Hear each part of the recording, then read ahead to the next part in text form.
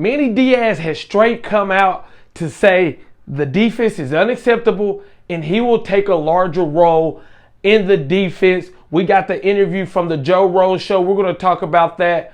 But first, guys, thank you for watching this channel, guys. This is NMD TV. Canes all day. If you're rocking with the U, if you're a part of Canes family, make sure you like and subscribe because I'm putting Canes content on this channel like you've never seen before. Let's get right to it, guys. Miami will take on Virginia this Friday. It is a big game. If you're planning to go to that game, make sure you check out the SeatGeek app. The SeatGeek app will get you tickets to this game that you can't find anywhere else.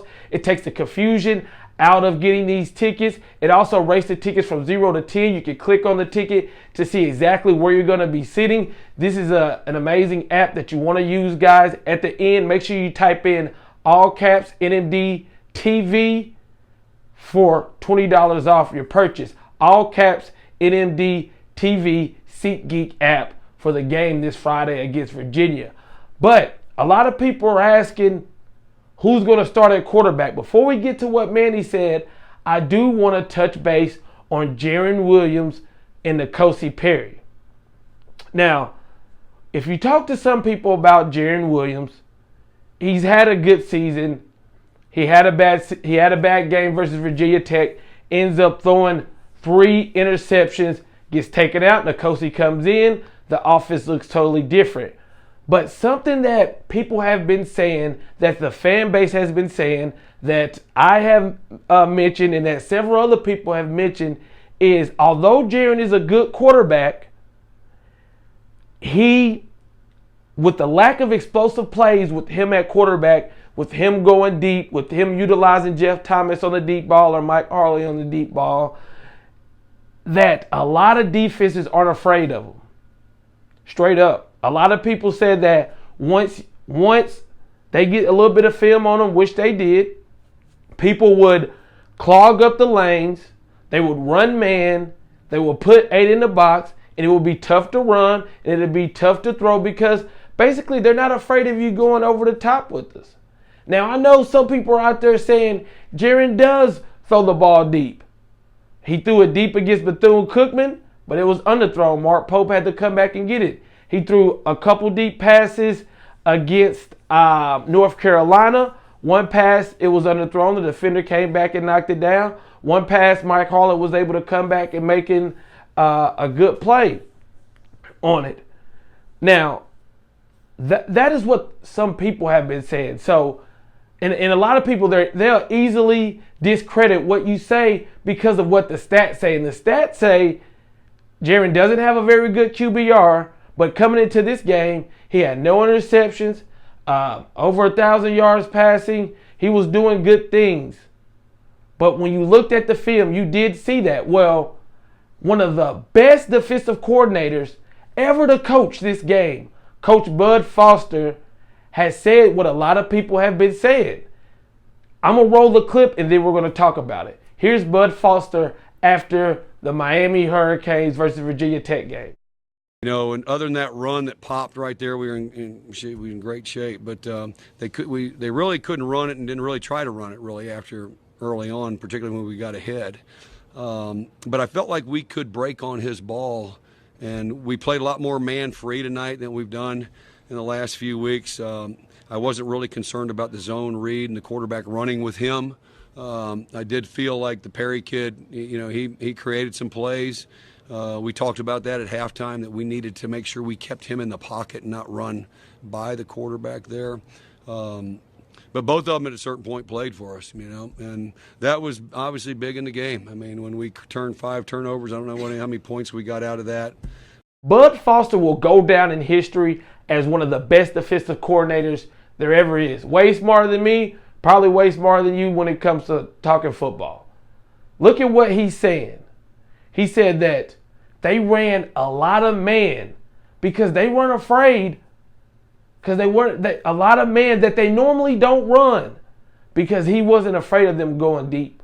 Now, he didn't say they're going deep, but he did say they ran a lot of man, and that was because although we have some of the fastest receivers out there, Jeff Thomas, Mike Harley, two of the D. Wiggins, very fast receivers, He's not afraid of us going over the top. That's why you run a lot of man free. He wasn't afraid of the RPO because although JARREN in camp, he does have a little bit of nimble to him, but he doesn't have that breakaway speed. So basically, a lot of people are probably saying, why is he saying this? Because I want it to be known that when somebody comes out and critiques Nkosi, JARREN, Proctor, Machota, look, everybody can get better. Stats only tell you so much. Right now, Miami is 2-3, tied with last place in the Coastal. There is not one player on this roster that is perfect. There is not one player on this roster that can't get better. So sometimes stats don't always tell the story. And I think if you want to look at a negative to having JARREN at the starting quarterback position, it will be the lack of throwing the ball deep. And if we can't throw the ball deep and take advantage of those corners are going to sit on the ball, especially when we go up against Virginia, who has Bryce Hall, one of the best defensive backs in the NCAA, who loves to jump routes. So that's something that we got to think about. And when you look at Nkosi, you have pros and cons to having Nkosi. Everybody does. Everybody can be better. And one thing that can get better is our defense. Now, a lot of people haven't been happy with our defense. But this goes back to stats don't tell you everything. Because coming into this game, a lot of people were throwing out stats. But realistically, if you look at our schedule versus Bethune-Cookman versus Central Michigan, we padded those stats, guys. To be honest, we really did. No one can look at this defense and say that this is the defense that we've seen the last couple years. North Carolina, we give up the 4th and 17, end up losing the game. Bethune-Cookman, we shut them out. Central Michigan, we only hold them to 12 points.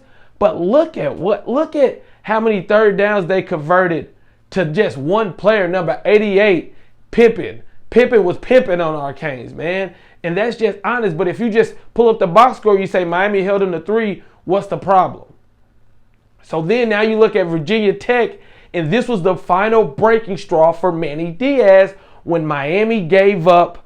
We're down 28-0, but couldn't, on those sudden changes, couldn't make stops, couldn't tackle, made Hidden Hooker look like Michael Vick. I'm going to stop talking and let Manny talk about it. This was on the Joe Rose Show this morning.